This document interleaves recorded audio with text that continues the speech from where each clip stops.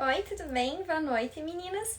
Hoje a gente vai ter uma live super interessante sobre câncer de mama e reconstrução mamária. É um tema que eu nunca abordei aqui na página e graças ao Dr. Luciano Takayasu, que é um anestesista amigo meu, ele me indicou... Oi, boa noite, Dr. Luciano! Ele me indicou a doutora Okada e eu vou fazer uma live hoje com ele porque a doutora Okada é um especialista em câncer de mama e reconstrução mamária de vocês pelos comentários, ou quem quiser mais descrição, pela caixinha de perguntas que tem uma interrogação ali no menuzinho do lado. Oi, tudo bem? Olá, Mari, tudo bem? Boa noite. Boa noite. Estou muito feliz aqui de participar da sua live, parabenizar você aí pela sua página e divulgando a nossa especialidade e trazendo informação de qualidade aí para os seus seguidores. Parabéns, Mari. Obrigada, ficou super lisonjeada recebendo um elogio vindo uma pessoa assim tão importante quanto é o doutor. Fico muito feliz de fazer uma live com você. Obrigado, Mari. E agradecer ao doutor Luciano também, né? Porque foi graças a ele que intermediou a nossa live, falou de mim pro doutor, do doutor para mim, né? Pois é. Abraço, Luciano. Eu queria que o doutor se apresentasse para as meninas que ainda não o conhecem, de onde o doutor é, sobre a sua formação, seus estudos. Tá bom. Bom, eu sou Alberto Okada, eu sou cirurgião plástico aqui em São Paulo. Eu fiz toda a minha formação na USP, desde a graduação, residência, doutorado, e fiquei de 2009 até outubro de 2020 no ICESP, que é o Hospital Oncológico da USP, onde eu pude desenvolver uh, as habilidades aí dentro dessa área específica que é a reconstrução mamária. Tive grandes mestres, e é um lugar onde eu aprendi muito. E aí, no final do ano passado, por conta dos projetos pessoais aqui da clínica que eu tenho aqui em São Paulo, a Essere, Cirurgia Plástica, eu acabei abrindo mão de ficar lá nesse hospital, que é da USP, para tocar os projetos pessoais. Aí, trabalho, família, essas coisas. Tá certo. Então, agradecer novamente, doutor. Eu vou dar início agora à live. Com as Claro. perguntas, né? Qual que é a incidência de câncer de mama? Bom, esse tema, né, câncer de mama, eu acho que é extremamente relevante, porque é uma doença que tem uma incidência muito alta. Hoje, né, na população brasileira, nós temos a incidência de 1 para 10 mulheres que vão desenvolver essa doença ao longo da vida, né? Então, se você imaginar que 10% das mulheres, ao longo da sua vida, vão desenvolver câncer na mama, né, é algo preocupante. Então, além de ser uma doença extremamente agressiva, devastadora, ela é muito prevalente na população. Então, eu acho que você foi muito feliz em trazer esse tema justamente para alertar todas as mulheres, porque só no ano passado nós tivemos 66 mil novos casos de câncer de mama no Brasil, né? E quase 20 mil óbitos em função do câncer de mama. Então, acho que é importante trazer esse tema para alertar todas as mulheres e, mais do que trazer a prevalência da doença, é trazer soluções para evitar que as pessoas padeçam com essa doença tão nefasta, né? Então, o que é importante? Então, todo mundo sabe que tem essa chance ao longo da vida de desenvolver a doença.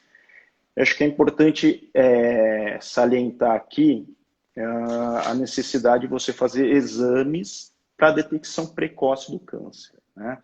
Quais são esses exames? É o ultrassom de mama e a mamografia. E todo mundo me pergunta, fala, com que idade que a gente tem que começar a fazer esses exames para identificar o câncer de mama? Então, tem os guidelines que preconizam iniciar, fazer a mamografia anualmente com 40 anos, outros guidelines que preconizam iniciar com 35 anos. Né?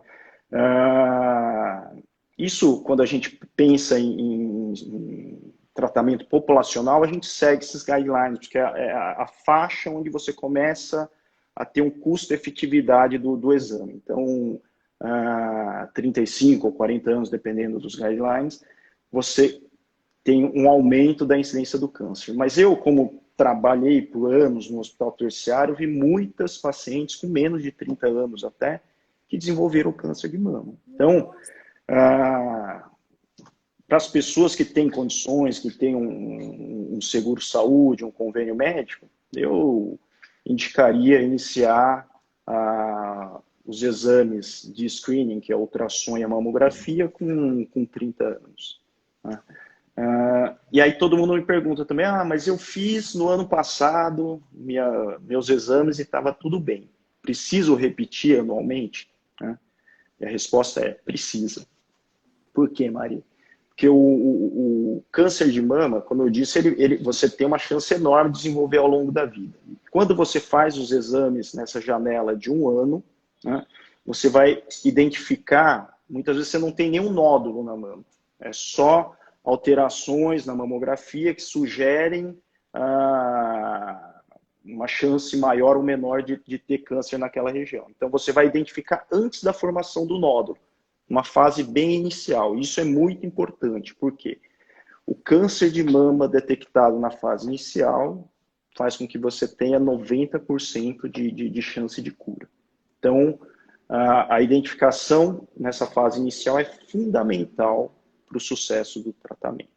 Tá? Então, não é porque você acabou de fazer o exame que você pode refazer só daqui a 5 anos. Se você demorar e nessa janela de 5 anos você tiver o azar de começar a desenvolver um câncer, você vai pegar no estadio já avançado, onde a cura já não é mais possível.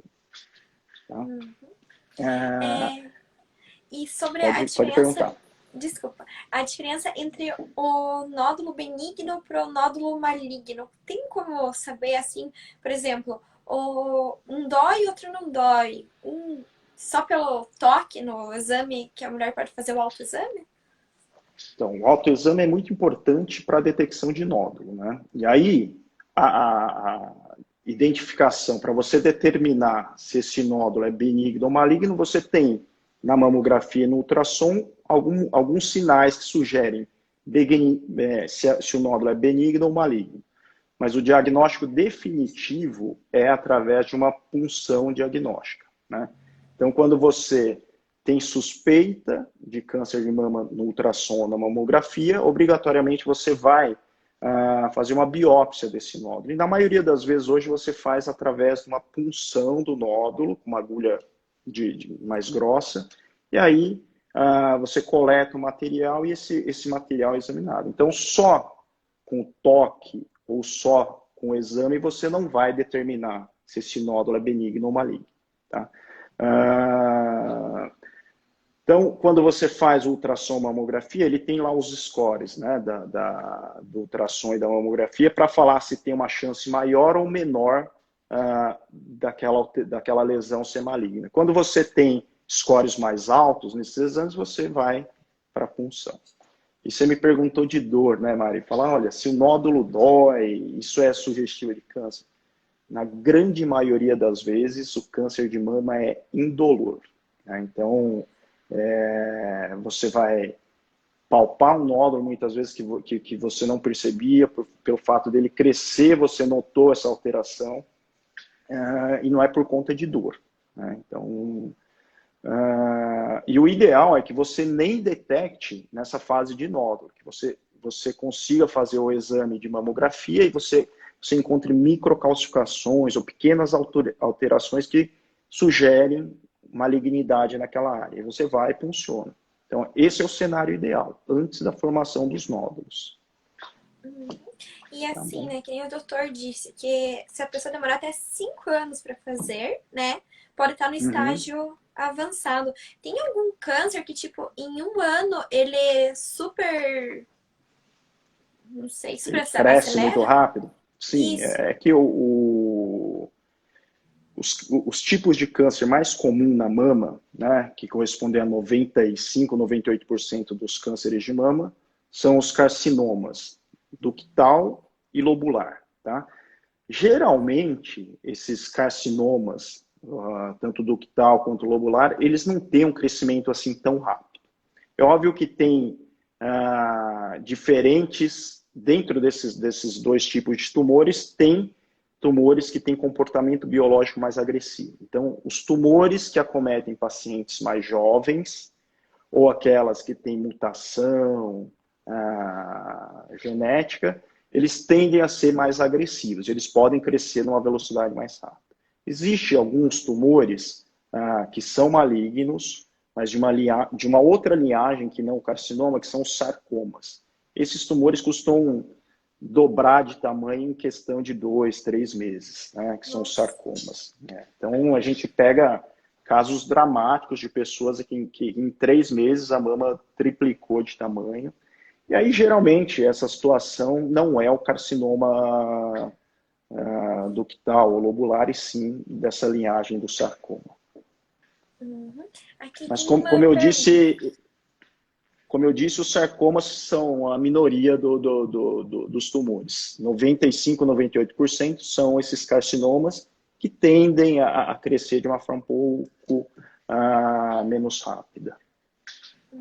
Obrigada. Você está me falando de pergunta? Isso. Aqui tem uma pergunta da Vanessa. Ela perguntou se tem algum perfil de mulheres que possuem mais disposição a ter câncer de mama. Sim, essa é uma ótima pergunta. Embora 90% dos cânceres não sejam hereditários ou relacionados a mutações, né, existem fatores de risco que predispõem ao desenvolvimento de câncer de mama. É por isso que a incidência tem aumentado tanto, porque o nosso estilo de vida tem elevado esses fatores de risco para o desenvolvimento da doença. Quais são esses fatores de risco? Hoje em dia as mulheres têm menos filhos, então você ter filho, quando os hormônios femininos da gestação são protetores para o câncer de mama, então hoje as pessoas têm menos filho, as pessoas estão entrando tendo a menarca numa idade mais precoce, menstruando mais cedo, sedentarismo, obesidade, exposição aos hormônios. Né? Então, isso tudo são fatores de risco que têm aumentado, e não é só no Brasil, é no mundo todo, a incidência de câncer de mama. Então, mulheres que têm essas condições aí, então, obesidade, pouco filho, exposição aí prolongada ao hormônio, vai ter uma chance maior de desenvolver o câncer. E aí tem os fatores, né, que não hereditários, mas familiares. Então, se o indivíduo uma paciente tem uma mãe que teve câncer, a irmã que teve câncer, ou o filho que teve câncer, ela tem uma chance maior também de desenvolver. Então, o parentesco de primeiro grau aumenta em 2 vezes a chance de você desenvolver câncer de mama também. E uma dúvida muito comum é: a prótese de silicone causa câncer? Ótima pergunta. Minhas pacientes sempre perguntam isso. Falam assim, olha, se eu colocar prótese de mama, eu vou ter uma chance aumentada de ter o câncer de mama? Resposta é: o câncer de mama habitual que eu falei aqui, o carcinoma, sarcoma não. Né? Então é seguro você usar a prótese de mama, porque você não vai ter um risco aumentado de desenvolver esses tipos de cânceres. E outra pergunta também muito frequente é: se eu tiver a prótese, a leitura do ultrassom ou da mamografia, ela vai ser dificultada? Também é não. Né? Acho que os exames diagnósticos eles se desenvolveram muito ao longo dos últimos anos, e o fato de você ter o implante não vai atrapalhar também a detecção do câncer precoce. Existe uma outra entidade que se chama ALCL. A ALCL é a sigla em inglês para linfoma anaplásico de célula gigante. Vocês devem ter ouvido falar isso em 2017, quando uma marca de implante tirou de circulação os implantes aqui do Brasil, foi justamente por conta desse tal do ALCL. Né? O que é o ALCL? O ALCL é o linfoma que está associado a um determinado tipo de implante. São os implantes de mama de macrotextura. Né? Então, são aqueles implantes... Deixa eu pegar um implante aqui. São os implantes, não é esse implante aqui, são os implantes em que a superfície aqui ela é mais rugosa. Né? Então, elas são de macrotextura, por exemplo. Esse implante aqui, ó, não sei se vocês conseguem ver, ele tem uma rugosidade na sua superfície. Né? E quanto maior a rugosidade, maior é a textura desse implante. Então, os implantes de macrotextura, eles têm uma chance de desenvolver esse linfoma anaplásico de célula gigante, ALCL. Acho que é importante falar uma coisa, porque isso vai gerar pânico em todo mundo que tem prótese de mama. Essa entidade, o ALCL, ela é extremamente rara. Tá? Então, eu falei para vocês que câncer de mama habitual, os carcinomas, eles vão acometer ao longo da vida 1 em cada 10 mulheres.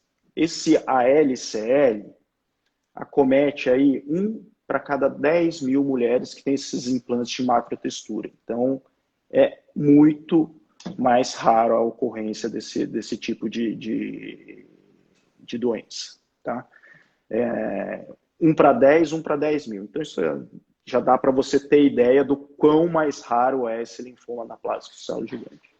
Isso tudo começou em 2016, esse ALCL, quando começaram a surgir alguns casos, e hoje deve ter aí em torno de 800 casos espalhados em torno do mundo. Tá? Brasil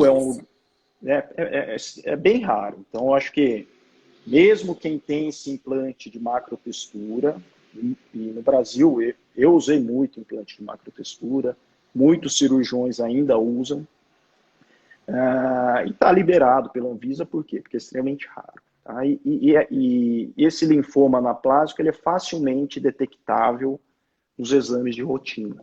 Né? Então, se você fizer um ultrassom, você vai ver que tem líquido ao redor do implante, né? E 80% das vezes, a manifestação clínica desse linfoma anaplásico de célula gigante é um aumento do volume mamário às custas de líquido ao redor do implante. Então, o ultrassom ele identifica de uma forma muito fácil. E aí, hoje em dia, você precisa fazer uma análise desse líquido para descartar o linfoma anaplásico. Tá? É muito frequente, depois, no pós-operatório recente de prótese de mama, você ter um pouquinho de líquido ao redor do implante. Né? Então, você considera um líquido que tem que ser testado depois de 1 ano de prótese. Tá? Se depois de 1 ano você, no exame, detectar que tem líquido ao redor do implante, você tem que fazer a pesquisa para descartar esse linfoma. Mas é extremamente raro. Tá bom? E daí, nesse caso, é feito o explante? Ou tem Sim. como tratar sem ter que retirar a prótese? Não. Quando você faz o diagnóstico do ALCL, o tratamento é a retirada da prótese junto com a cápsula. Tá? Porque é a presença desse implante de macrotextura. Isso. Eu acho que a retirada em bloco da prótese junto com a cápsula é mandatória nesses casos de ALCL. Tá? Porque se fala muito em ressecção em bloco quando você tem síndrome ásia, que aí é outra coisa. Nem vou entrar nessa seara aí, porque senão é muita coisa pra gente falar. Tem muita gente que preconiza na síndrome ásia tirar em bloco também. Quando é síndrome ásia, acho que o importante é que você tire a prótese e toda a cápsula, mas não necessariamente precisa tirar em bloco. Mas quando se trata de ALCL, por ser o tratamento de uma doença oncológica, você precisa fazer a retirada em bloco desse material, prótese mais cápsula. Tá? Na esmagadora maioria das vezes, quando você tem o diagnóstico de ALCL e faz essa retirada em bloco, você tratou essa paciente. Né? Então, o ALCL também é mais indolente, menos agressivo do que o câncer de mama habitual. Então, ele é mais raro e menos agressivo. O que não pode acontecer é negligenciar os líquidos que se formam ao redor do implante depois de um ano do implante colocado. Uhum. Certo? Então, no caso, houve alguma morte de paciente ou por ALCL ou não Sim, sabe? sim. No mundo, até o último levantamento, tinham 6 ou 7 óbitos Ah, dentro raríssimo, desses 800 raríssimo. casos. Então acho que a gente ficou muito preocupado quando começaram a aparecer os primeiros casos em 2016, né? Mas se você pensar que é um tipo de câncer, assusta, né? Embora seja um câncer menos agressivo, cujo tratamento é um pouco mais simples, mas mesmo assim é algo que me preocupou bastante, porque eu coloquei muito implante de macrotextura. Né? Então, convoquei todos os pacientes para explicar que não havia necessidade de retirar e sim fazer um acompanhamento um pouco mais próximo. Né? Então, acho que isso que é importante nos cirurgiões que continuam usando os implantes de macrotextura. Eu, desde 2016, migrei da macrotextura para as microtexturas por conta do que aconteceu. Então, hoje em dia, eu trabalho só com os implantes de micro ou nanotextura. Uhum. E como que funciona a mastectomia? Até vi que uma menina aqui falou que ela fez mastectomia bilateral. Pode ser feito de um lado só, então? Sim. Bom, eu falei dos exames, né? Mamografia e ultrassom. Então, como é que é o acompanhamento? A pessoa está fazendo lá os exames, apareceu ali uma imagem suspeita, vai lá e faz a punção. Aí pode ou não ser câncer de mama, tá? Uma vez diagnosticado o câncer de mama, aí você vai ter que passar por uma equipe multidisciplinar que vai avaliar a extensão desse tumor. Então, se você pegar um tumor na fase inicial, que ele é muito pequenininho, né, muitas vezes você não precisa nem tirar toda a mama, não precisa ir para mastectomia. Aí você vai para que a gente chama de cirurgia conservadora. Então, tem diferentes tipos de tratamento do câncer. Então, tumores pequenos, iniciais, você imagina que isso aqui é uma mama. Você vem, tem um nódulo aqui, você vem e vai retirar só parte da mama com uma área de segurança ao redor do tumor. Né? Isso é o que nós chamamos de cirurgia conservadora da mama. Então, você vai tirar o tumor com uma margem de segurança e aí você reconstrói usando o tecido remanescente. Então, muitas vezes, você não precisa nem tirar todo o tecido mamário. Né? Os estudos mostram que quando você faz esse tipo de abordagem, você tira o tumor com a margem de segurança, né?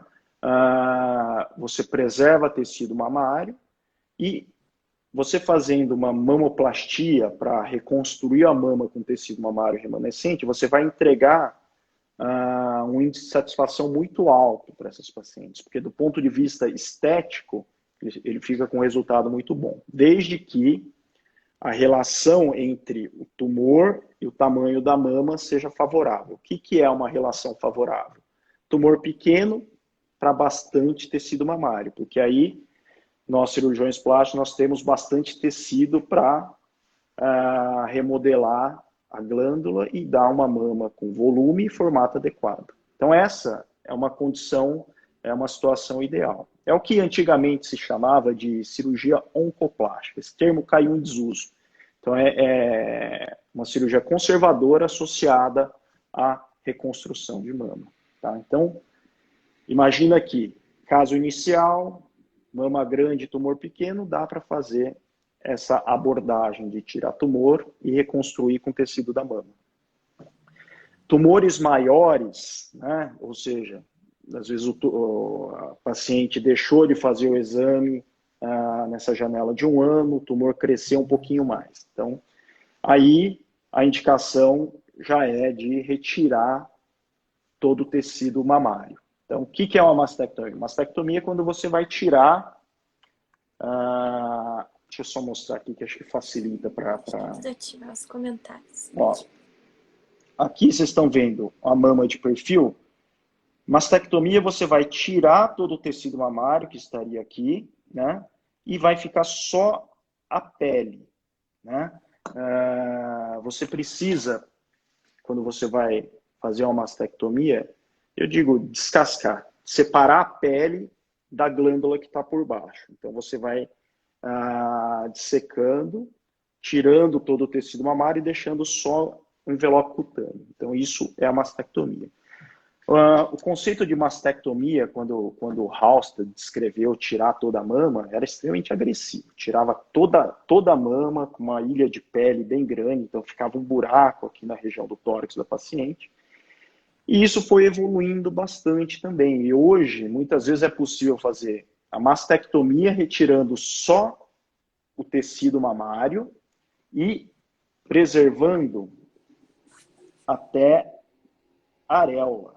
Né? Então, isso é o tipo de mastectomia onde você preserva todo o envelope cutâneo. Por que foi se mudando, inclusive, a abordagem da mastectomia? Porque quando você preserva todo o envelope cutâneo, o resultado da reconstrução é melhor. Né? E aí você me perguntou uma coisa, pode fazer mastectomia só de um lado? Na maioria das vezes, né? O que é feito é mastectomia só do lado da mama onde você tem tumor. Né? Você só vai realizar mastectomia contralateral quando o mastologista, que é quem faz a retirada dos tumores da mama, ele julga que esse paciente tem alto risco. Né? Então ele vai pegar todos os dados da paciente, ver se tem familiar com câncer de mama, a idade que ela desenvolveu câncer de mama, aí tem lá, vai estratificar o risco. Se o mastologista julgar que ela tem alto risco, aí sim você faz a mastectomia de um lado e faz a mastectomia profilática da outra. É muito raro a paciente ter câncer simultaneamente nas duas mamas. Geralmente você vai ter câncer só de um lado. Né? E em 80%, 90% das vezes, a retirada, a mastectomia, quando é indicada, é só feita do lado em que a paciente tem o câncer. Tá? Então, é sim possível fazer mastectomia só unilateral. Então, bilateralidade hoje, alto risco ou pacientes com mutação. Então, você precisa fazer um teste genético e ver se você tem essa alteração genética. O que acontece? Quando você tem essa mutação genética detectada, essas mulheres têm quase 90% de chance de desenvolver câncer ao longo da vida. Então, isso é brutal para a pessoa. Então, você indica, muitas vezes, nos pacientes mutados, mesmo não tendo doença, você vai e tira as duas mamas, porque a chance dela desenvolver é muito grande. Tá? Eu lembro que a mastectomia ficou popularizada, né, mais em evidência quando a Angelina Jolie, né, ela retirou as duas mamas, ela fez a mastectomia preventiva por causa dos filhos, que a mãe dela tinha falecido de câncer. Isso. E ela não queria que os filhos passassem pela mesma situação de perder a mãe por câncer de mama.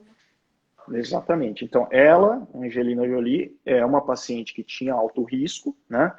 E aí ela optou por fazer a mastectomia profilática bilateral. Essa é uma indicação, assim, muito clara. Então, os pacientes mutados, alto risco, vão fazer a mastectomia profilática. Mas aí eu queria levantar um dado importante, que é muito diferente a mastectomia e a reconstrução de uma cirurgia estética da mama. Tá? Os pacientes confundem muito, falam, olha, eu quero tirar as minhas mamas, porque eu tenho medo de ter câncer, né? Eu quero tirar a mama e colocar prótese. Né? O que é diferente quando você faz uma cirurgia estética para aumento de mama e quando você faz a cirurgia profilática e reconstrói com prótese? as taxas de complicação são muito diferentes, né? Numa cirurgia estética da mama, a taxa de complicação grave varia aí de 1 a 2%, né? Que às vezes você precisa até tirar o implante por conta de infecção. Isso na cirurgia estética. Na cirurgia profilática, onde você vai tirar todo o tecido mamário e reconstruir com prótese, as taxas de complicação chegam a 20%, 30%. Então é muito diferente, né? Então você não pode achar que elas são similares, tanto do ponto de vista de complicação, quanto do resultado estético. Quando a gente faz a mastectomia profilática, você precisa descascar, separar a pele, separar toda a pele aqui da glândula, né? E essa pele fica muito fininha, porque você precisa tirar toda a mama que está aderida à pele. E aí tem um risco muito grande de você ter a necrose da pele, ficar com irregularidade após a colocação do implante. Então, eu acho que não se pode banalizar essa cirurgia que a Angelina Jolie fez, que é a cirurgia profilática. Por quê? Porque você vai trabalhar com taxas de complicações muito maiores e o resultado estético também são muito inferiores de uma mamoplastia estética de aumento. Tá? Só para exemplificar, uma coisa que ninguém fala para as pacientes que vão fazer mastectomia é que elas vão perder a sensibilidade, né? Então, você vai ter um cone mamário, né, reconstruído, muitas vezes a gente consegue deixar com aspecto estético muito, muito bom, porém, a sensibilidade ao toque, ela é muito diminuída. Então, a mama sendo uma zona erógena, é muito importante a presença da sensibilidade. Mas quando você faz a mastectomia, mesmo que seja profilática, você vai perder quase 90% dessa sensibilidade. Então, eu acho que isso é um dado importante para você pesar na balança aí do risco-benefício para decidir se quer fazer uma cirurgia profilática ou não. É óbvio que se você é multada e tem alto risco, você tem que fazer essa cirurgia, porque senão você tem 90% de chance de desenvolver o câncer. Agora, em outra situação, eu acho que você tem que pesar bem se você quer se submeter ao procedimento, correndo todos esses riscos, sabendo que o resultado pode não ser tão agradável no final. E quanto tempo depois, para fazer a reconstrução mamária, pode colocar a prótese de silicone? Ou não são todos os casos que podem ser colocados próteses de silicone? E acho que tem o expansor mamário também, né? Eu não sei a diferença entre eles.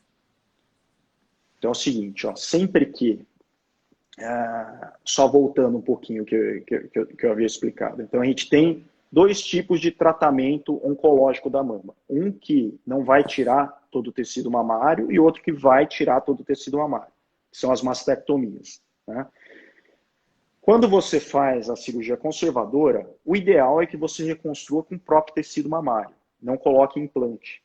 Por quê? Porque quando você faz a cirurgia conservadora e não tira todo o tecido mamário, obrigatoriamente os pacientes vão fazer radioterapia. E aí, quando você faz radioterapia e coloca um implante, você tem uma taxa alta de contratura capsular. Então, o legal de cirurgia conservadora é evitar a colocação de prótese, tá? Então, você reconstrói só com tecido mamário remanescente. Na outra vertente aqui, quando você vai para mastectomia, que tira todo o tecido mamário, aí você tem basicamente 2 formas de reconstruir, tá? Uma delas é com prótese ou expansor, né? E a outra é utilizando tecido do seu próprio corpo, né? Que são os autotransplantes, então reconstrução com tecido autólogo. Então, 70% das reconstruções pós-mastectomia, a gente faz com prótese ou expansor. Expansor é esse dispositivo aqui, ó. Deixa eu desativar aqui para ficar mais fácil para ver. Ele é feito, né, o invólucro dele é feito de silicone, né, e a gente enche esse dispositivo depois de colocar na paciente. A gente vem, coloca o expansor, né, e vem no consultório, a gente vai inflando através dessa região aqui, ó. Né? A gente vem, coloca uma agulhinha, vai enchendo com soro fisiológico para ele expandir e criar um espaço para receber a prótese. Tá? Então, quando você faz uma mastectomia, nem sempre é possível você ir lá e reconstruir direto com a prótese de mama. Por quê? Porque, como eu disse, durante a mastectomia, o tecido ele sofre muito, porque você precisa ir lá dissecar, ele tem uma desvascularização muito importante. No intraoperatório, quando a gente acha que a pele está sofrendo muito e não dá para colocar uma prótese, porque a prótese já tem volume e ela causa um estiramento da pele, né? E aí isso aumenta a chance de você ter necrose. Nessa situação, você coloca esse dispositivo aqui, que é o expansor, vazio, né? Porque ele não vai causar nenhuma tensão aqui na pele, né? Então ele fica murchinho e não vai ficar estirando a pele. Com isso você diminui as chances de ter necrose na pele da mama remanescente. Aí você coloca ele vazio, vai enchendo, aí depois de 10 dias começa a encher.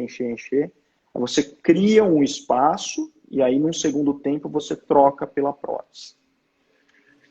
Hoje, 70% das reconstruções são pós-mastectomia com expansor ou prótese são dessa forma em 2 tempos, onde você coloca o expansor e depois troca por uma prótese. A reconstrução direto com a prótese, a gente consegue na minoria dos casos, né? Hoje eu tenho feito bastante, mas mesmo assim eu consigo colocar uma prótese direto para a paciente já sair com volume, que a gente chama de reconstrução em tempo único, em torno aí de 20, 25% dos casos. Por quê? Porque eu dependo de um envelope cutâneo adequado. Aqui, ó, a pele, depois da mastectomia, ela tem que estar bem viável, não pode estar com sofrimento, com cara de tecido isquêmico. Porque se tiver, eu colocar uma prótese, que vai já dar volume, eu aumento a chance de ter a necrose. E a necrose, morre a pele, e aí perde-se a reconstrução, tem que tirar tudo. Então, nessa situação, a gente vem com o expansor, que vai ocupar menos espaço, você coloca ele vazio e vai enchendo gradualmente depois. E num segundo tempo, 3 a 6 meses depois, troca o expansor por uma prótese definitiva. Tá?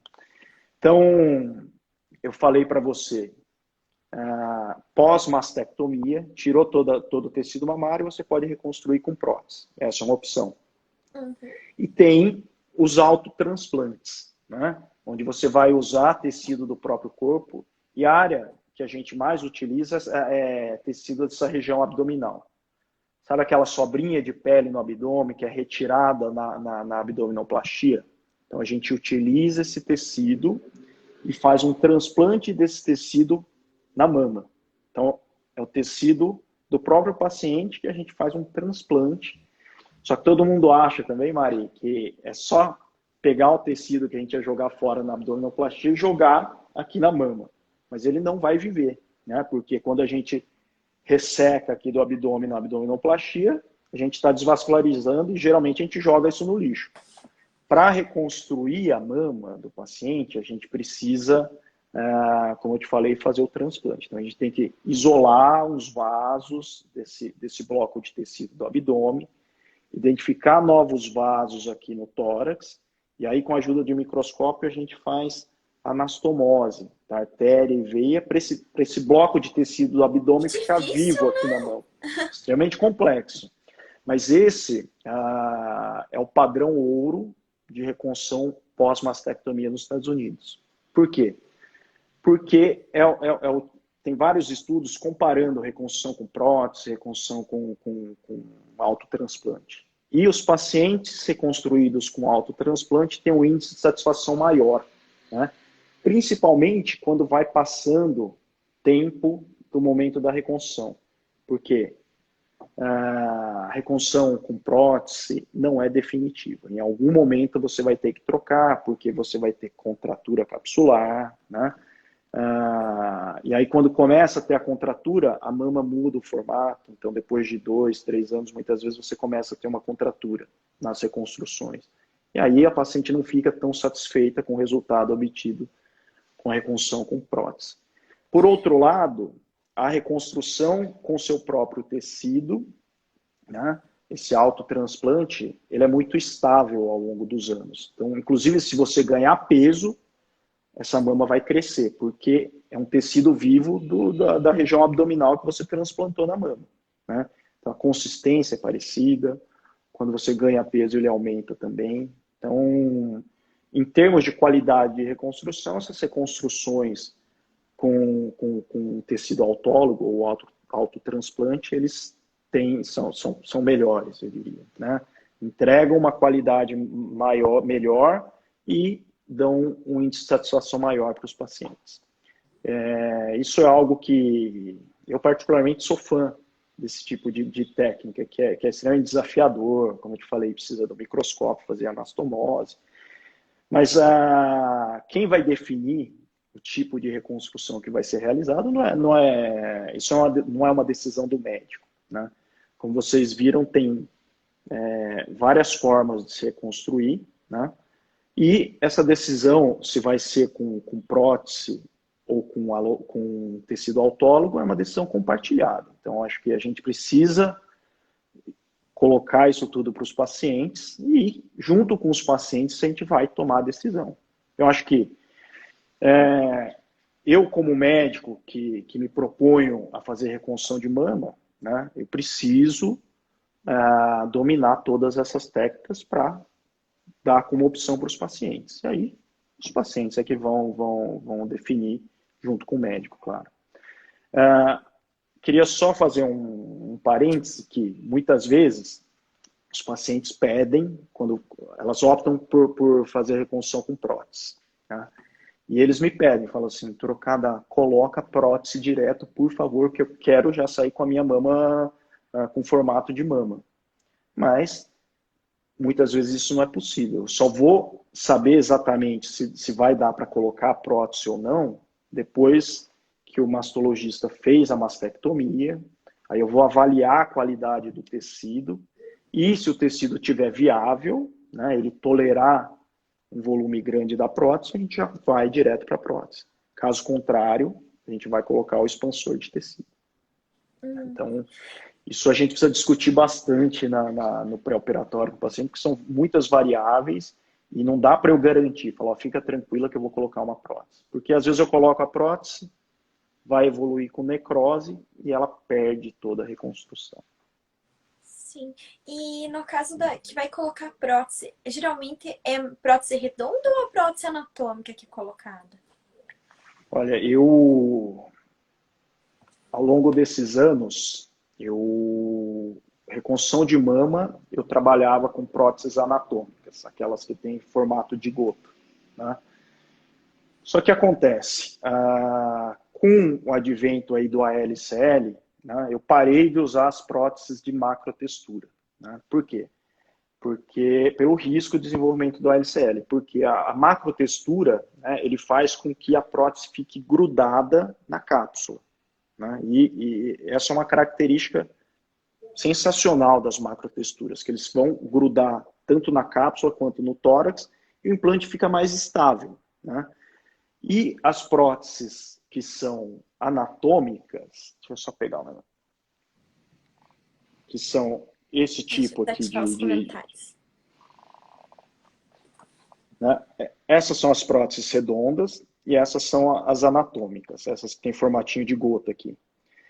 Os implantes anatômicos, necessariamente, eles precisam ficar aderidos à cápsula. Eles não podem ficar girando, senão muda muito o formato da mama.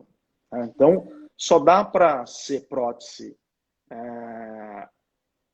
com formato anatômico se ele tiver macrotextura ou algum mecanismo de fixação. Porque se ele rodar aqui no tórax, ele vai deformar completamente a mama, né? Então, também desde 2016, eu comecei a fazer as reconstruções com prótese redonda, né? Porque são aqueles implantes de microtextura ou nanotextura que não vão grudar na cápsula. Então, tem que ser prótese redonda. E aí, Desde então eu passei a utilizar esses implantes redondos, e aí tem implantes redondos com consistência do gel, né? Diferente, que simula um pouquinho uma prótese anatômica, não vai deixar o contorno aqui no polo superior muito marcado. Porque esse é o grande problema, né, de você usar prótese redonda com muita projeção, que fica com o degrau aqui em cima muito marcado, que muitos pacientes não querem. Então, implante anatômico eu usava muito para reconstrução, porque dava um aspecto mais natural para a mama, com menos marcação aqui no colo da mama. Mas, por conta do ALCL, eu ter banido o uso dos implantes de macrotextura, eu passei a reconstruir as pacientes com próteses redondas. Os resultados têm ficado bem interessantes. Por quê? Porque a gente tem algumas técnicas para disfarçar o contorno do implante, que são as lipoenxertias. Então, quase 80% das minhas reconstruções de mama com prótese, eu complemento em algum momento com uma lipoenxertia. Né? Então, a gente coleta a gordura da paciente, do abdômen, da coxa, prepara essa gordura e injeta para disfarçar o contorno aqui no polo superior e para ajustar, para ajuste fino do contorno, porque pós-mastectomia é muito comum ter irregularidade na mama. E a lipoenxertia ajuda muito a melhorar aí a qualidade das reconstruções com implante pós-mastectomia. E aí, só puxando um gancho, foi das minhas pacientes de reconstrução que eu transferi essa técnica aí de lipoenxertia para cirurgias estéticas também. Então, muitas vezes, quando eu vou fazer uma cirurgia estética com prótese, eu também faço lipoenxertia, porque tem uma mama diferente da outra, ou a paciente é muito magra e não quer o colo muito marcado. Então, eu coleto um pouco de gordura e preencho também nas cirurgias estéticas da mama. E isso tem melhorado muito os meus resultados. Isso é o que a gente chama de mamoplastia híbrida, né? Onde você usa prótese e um pouco de enxerto de gordura para melhorar o contorno, disfarçar o degrau nessa parte superior do tórax. Uhum. E nessas reconstruções, né, eu não sei, porque a gente anda toda a mama, né? Mas é por baixo do músculo, daí no caso, a reconstrução?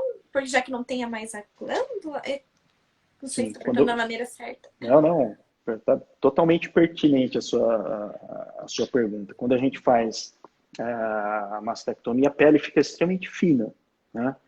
Então, obrigatoriamente, a gente vai colocar a prótese debaixo desse músculo aqui, que é o músculo peitoral, né? Porque aí ele dá uma espessura a mais aqui e protege mais o implante, né?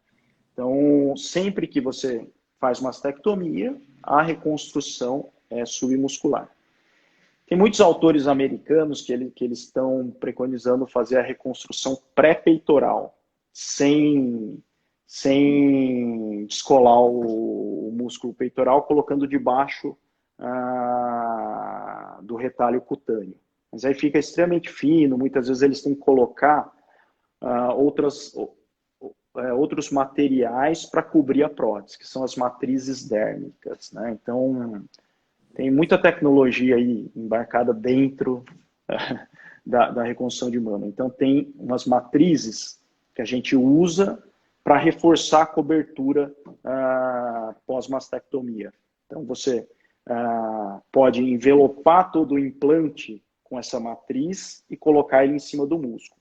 Mas é um material extremamente caro, que você precisa comprar várias dessas matrizes, cobrir todo o implante anterior, posterior e colocar ele em cima do músculo, né? Então, não é uma realidade nossa aqui para poder fazer essa reconstrução pré-peitoral. Então, uma paciente que vai fazer reconstrução de mama pós-mastectomia com prótese, tem que entender que vai colocar a prótese submuscular. Uhum. Essas matrizes seriam parecidas com aquela telinha que usa na abdominoplastia ou nada a ver? Não, são matrizes biológicas, né? Nos Estados Unidos tem matrizes oriundas de cadáver, que eles usam já há mais de 10 anos. Só que por uma questão regulatória da nossa legislação, não é permitido usar nada de cadáver aqui, né? Porque eles consideram Não que é chega a ser um... transplante, então, né? Não, não. Então, o que a gente usa, e eu uso em alguns casos aqui, são matrizes dérmicas de porco, né? Então, é a pele, a derme do porco tratada, você tira toda a antigenicidade dessa matriz, e aí você pode utilizar, né? Esse esquema aqui que eu estou mostrando para vocês é justamente disso, ó, que você faz, não sei se vocês vão conseguir enxergar, mas assim, ó, ele está coberto parcialmente pelo músculo aqui na parte superior, e aqui embaixo, ó, tem essa matriz que dá uma sustentação na parte inferior da mama. Então, a matriz, essas matrizes dérmicas, hoje elas me permitem reconstruir muito mais mama direto com o implante. Ao invés de ter que colocar o expansor, né, pós-mastectomia, eu consigo colocar a prótese debaixo do músculo aqui na parte superior e aqui embaixo eu cubro com essa matriz dérmica, né? Uma grande dificuldade que nós tínhamos antes do advento dessas matrizes era colocar uma prótese grande, né, debaixo, todo recoberto pelo músculo peitoral. Então, hoje, a gente consegue cobrir parcialmente com o músculo peitoral e a parte inferior com a matriz. E aí, graças ao uso dessas matrizes, é que eu consigo colocar prótese direta em pelo menos 25% a 30% dos meus casos de reconstrução. Uhum.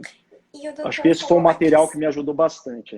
uhum. A questão de tamanhos não pode ser um volume muito grande na reconstrução, né? Por causa que não tem muita pele e pode cair a mama, Exatamente. né? Quanto maior Não é, a prótese, né? não, não é nem cair, Maria. O que acontece é o seguinte, ó, o nosso maior receio em não ficar aumentando muito o volume da mama no momento da reconstrução imediata, né, quando acabou de fazer a mastectomia.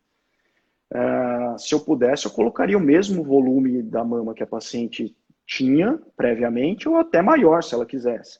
Só que sempre que a gente vai aumentando o volume, vai aumentando a tensão na pele.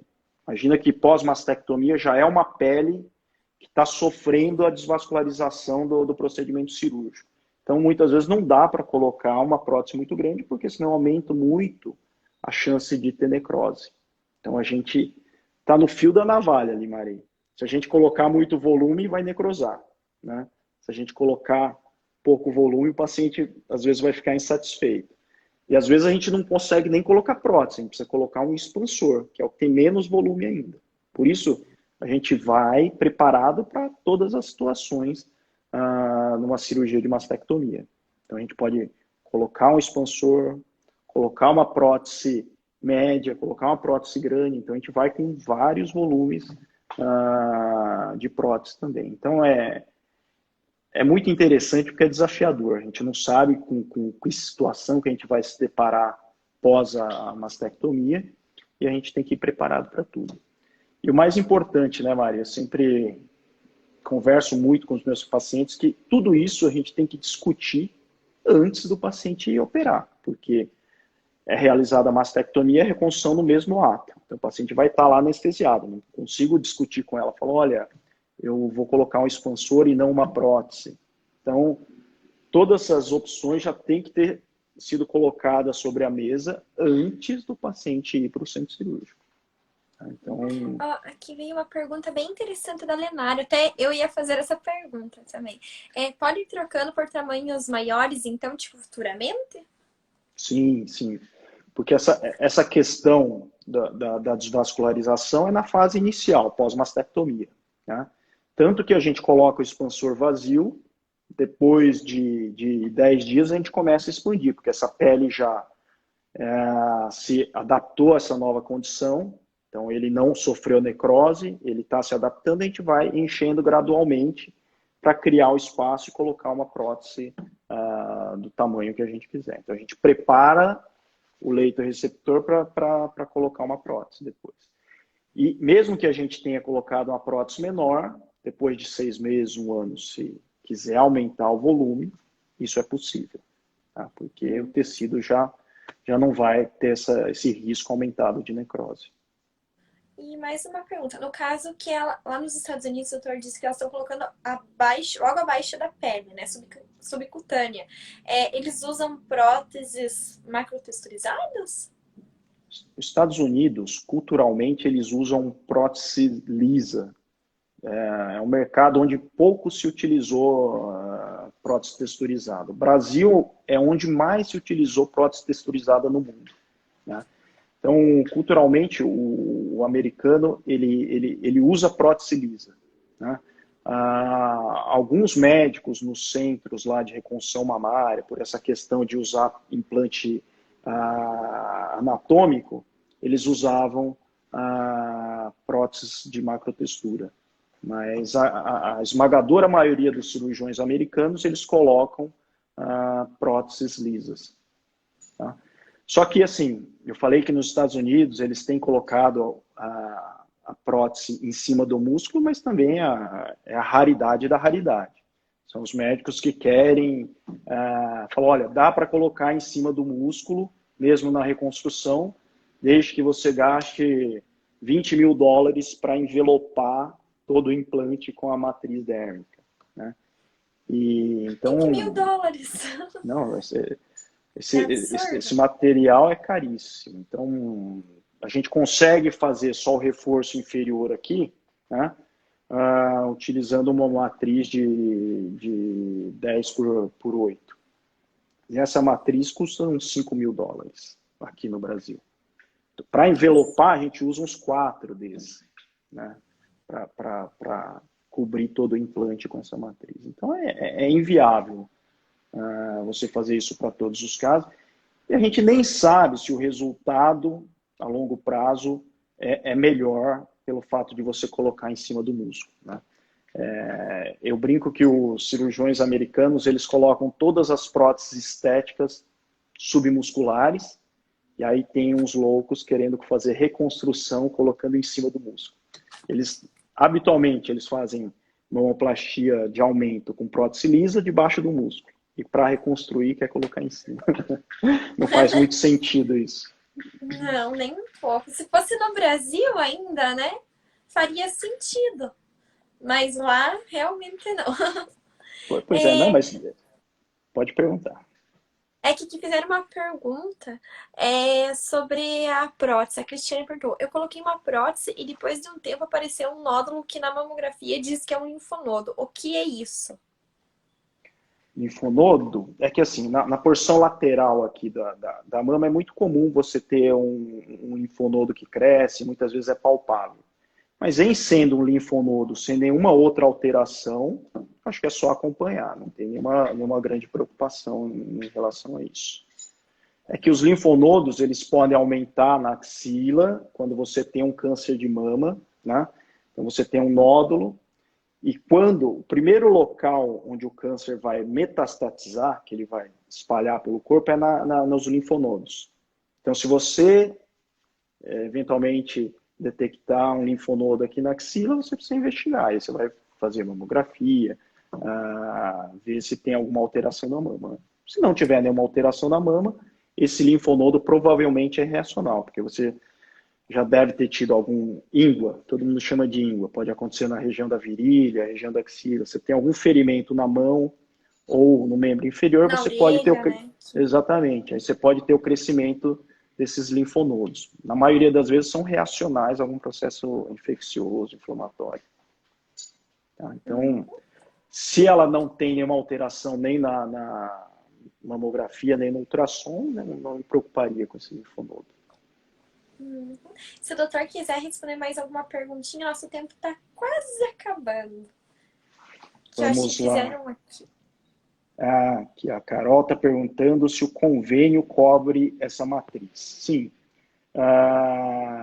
Por ser muito caro, o convênio ele dá muito trabalho para liberar, mas fazendo um bom relatório médico, falando que é um caso de reconstrução de mama e que a matriz ajuda muito a reconstrução em tempo único, eles acabam liberando, né?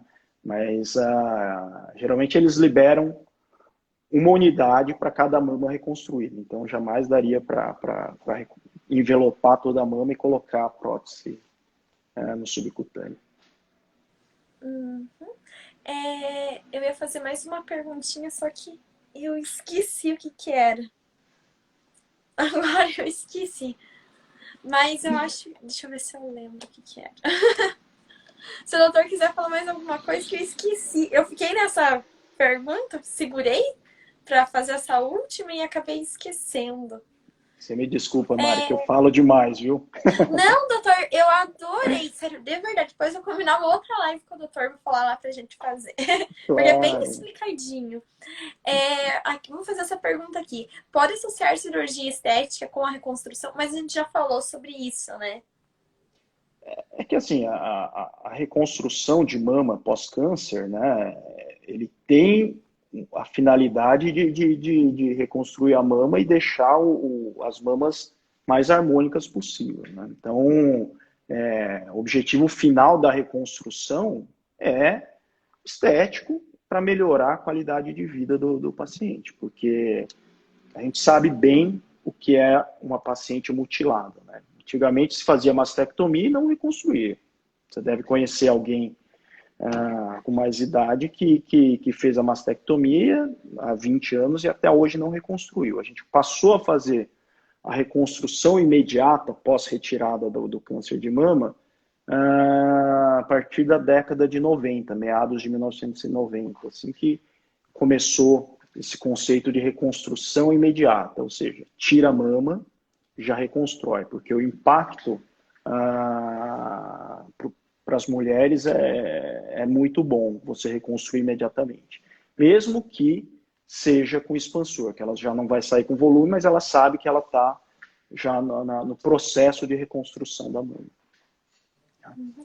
O doutor falou sobre a matriz de porco, certo? Ela é Sim. usada no plano submuscular também, quando o doutor vai fazer essa reconstrução mamária? Era essa a pergunta que eu Não, ia fazer, eu tinha esquecido. então, a matriz, ela é uma folha retangular, é uma lâmina retangular, que a gente vai usar como suporte para prótese, porque a gente consegue cobrir, bem isso daqui, ó. A gente cobre parcialmente a prótese nessa parte superior com músculo e, na maioria das vezes, você ficava com o implante exposto aqui na pele, né? E aí você usa essa matriz justamente para fazer a cobertura nessa parte inferior aqui. Então, o implante fica submuscular nessa parte superior e inferior e lateral você usa a matriz para dar esse suporte. E a pele fica por cima disso tudo. Tá? Acho que não ficou claro que colocar prótese debaixo do músculo, né, a prótese toda debaixo do músculo, na maioria das vezes não é possível, né?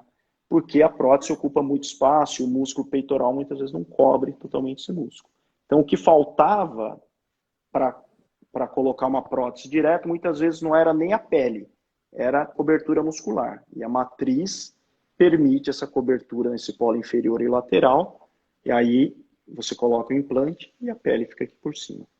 Então, eu acho que isso foi uma ferramenta que permitiu que eu reconstruísse as mamas pós-mastectomia em tempo único com prótese, né? Então, aumentou minha estatística de reconstrução direto com prótese. Antigamente, eu fazia muito mais essas reconstruções em 2 tempos, expansor e depois prótese. E, quando era possível, a reconstrução com autotransplante, né? Que sempre que a paciente tem a área doadora no abdômen e ela topa fazer a reconstrução com tecido abdominal, eu acho que é a primeira opção. Doutora, aqui fizeram mais uma perguntinha. A Fá perguntou: boa noite, doutor.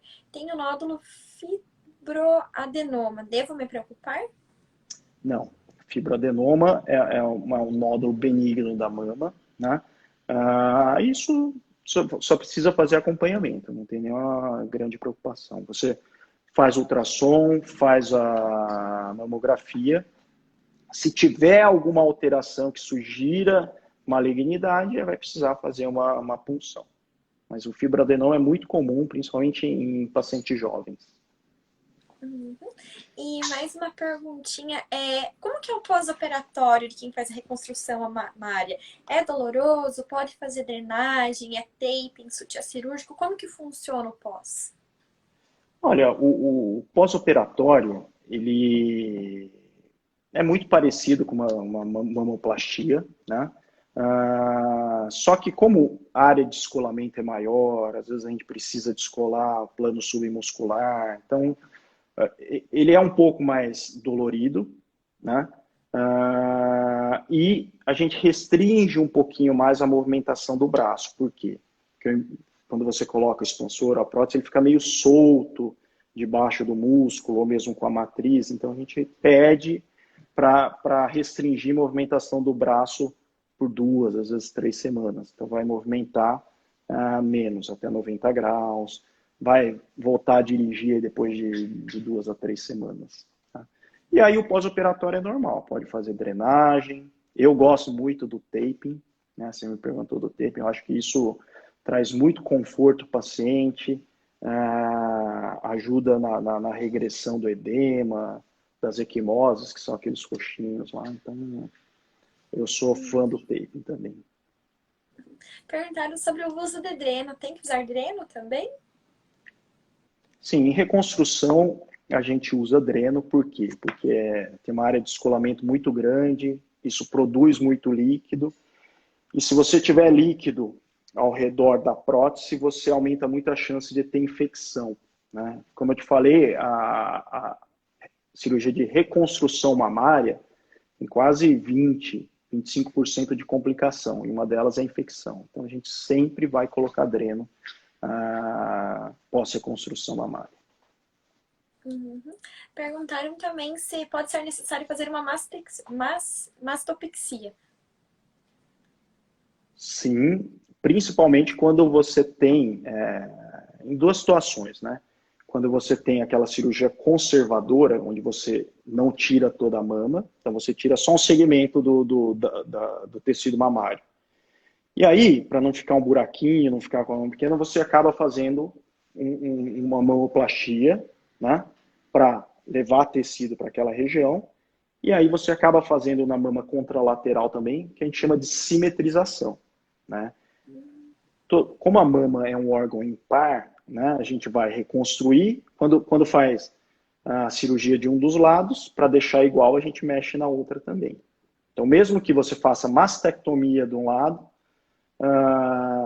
muitas vezes você mexe na outra mama também para deixar ela equilibrada. Né? Como é um órgão par, a graça da mama é a simetria. Então, isso é uma coisa que a gente sempre vai fazer também na cirurgia de reconstrução. Uhum. Perguntaram também sobre o resultado final. O resultado final, em quanto tempo se atinge o resultado final? Isso. Bom, se for isso, é o seguinte. Quando você... Aí você obrigatoriamente vai precisar de uma segunda cirurgia Tem uma para... travadinha na live ali, não sei se você tinha falado, mas acho que uns 10 segundinhos só travou. Tá. Quando você faz uma mastectomia e coloca um expansor, obrigatoriamente, depois de 6 meses, você vai ter que trocar o expansor pela prótese. Né? Então, é a famosa reconstrução em 2 tempos. A grande maioria das reconstruções de mama são feitas dessa forma, expansor depois prótese. Então, você vai colocar o expansor vazio, insuflar, depois de 6 meses, você vai trocar esse expansor pela prótese e nesse momento você já pode simetrizar ou não a mama contralateral. E aí o resultado final disso, né, dessa troca da prótese com a simetrização, em torno de 4 a 6 meses. Não sei se era essa a pergunta, Mari. Perguntaram quanto tempo depois pode trocar o implante por um maior. É o mesmo período, né? Você, depois de 6 meses, você está autorizado a realizar essa troca por um implante maior ou trocar o expansor pela prótese. O que acontece? Quando a gente está falando de câncer de mama, muitas vezes tem os tratamentos adjuvantes. O que é isso? Radioterapia, quimioterapia, né? Então você precisa, além desse tempo que a gente dá para o processo de cicatrização, ver se ela está fazendo esses tratamentos aí, de rádio ou quimioterapia. Geralmente, a gente propõe uma outra cirurgia depois de 4 a 6 meses no término da rádio ou da quimioterapia. Uhum. Perguntaram também assim, que quem já tem prótese de silicone pode utilizar a mesma prótese na cirurgia conservadora da mama? Se você não invadir, não abrir a cápsula do implante, você pode manter a prótese e rearranjar o tecido mamário por cima dessa prótese, sim. Tá? Mas, na maioria das vezes, sempre que a gente vai abordar a mama, né, e se a gente abrir a cápsula, eu tenho por regra trocar esse implante. Uhum. Tem uma pergunta aqui também bem interessante. Até quantas cirurgias são necessárias para a reconstrução da mama? Quando a gente fala de reconstrução, né, mesmo as reconstruções em tempo único, né, que eu falei que a matriz permitiu colocar prótese direta, fazer uma cirurgia só, mesmo essas, eu falo para os pacientes que tem aí seus 15, 20% de uma nova cirurgia para colocar gordura, para melhorar o resultado. Né? Então, na melhor das hipóteses, né, você faz reconstrução em tempo único e 80% das vezes é uma cirurgia só. Mas como eu falei, a grande maioria das reconstruções são feitas com expansor, que são em 2 tempos, pelo menos. Né? Então, a extensa maioria, aí, 70% das reconstruções vão precisar de pelo menos 2 etapas cirúrgicas. Tá? Aí, o que vai determinar se as duas cirurgias foram suficientes é a demanda do paciente. A gente precisa avaliar. Pacientes jovens, elas são muito exigentes quanto ao resultado, quanto à simetria, formato. A gente precisa operar 3, 4 vezes até chegar no resultado que a paciente deseja. Tem muita paciente com mais idade que faz uma cirurgia só, está assimétrica e fala, olha, para mim está ótimo. Então, em se tratando de reconstrução, essas novas etapas aí, outros procedimentos, vai depender muito mais da demanda do próprio paciente. Uhum. O doutor gostaria de falar mais alguma coisa? Porque assim, as perguntinhas acabaram. Eu também não tenho tanta ideia ainda sobre esse assunto, né? Como eu falei pro doutor, pelo que eu li um pouco, é um assunto bem complexo, então eu não sei direito o que perguntar. E ainda hoje foi o primeiro dia que eu consegui fazer uma live com mais tempo. Geralmente dava 1 hora de live, já começava a contar o reloginho com 58 minutos que a live ia acabar. E hoje não acabou, acho que tá já 1h15 Poxa e não vida. acabou, então é uma alegria, minha primeira live de mais Que tempo. legal. Não, Maria, é um tema muito vasto mesmo, acho que tentei falar sobre as principais dúvidas que os meus pacientes me trazem, mas realmente tem muita coisa para falar, eu só coloquei os tópicos principais e não deu para aprofundar em muita coisa, mas espero que tenha contribuído aí para trazer alguma informação de qualidade para você, Mari. Com certeza contribuiu. Queria agradecer ao doutor, então, pela live. Adorei mesmo. O doutor explicou tudo direitinho. Agradecer as meninas que participaram também. E também ao doutor Luciano, que intermediou a nossa live. Mari, ó, eu que agradeço e parabéns pelo seu trabalho mais uma vez, viu? Foi muito legal aqui a nossa conversa e obrigado.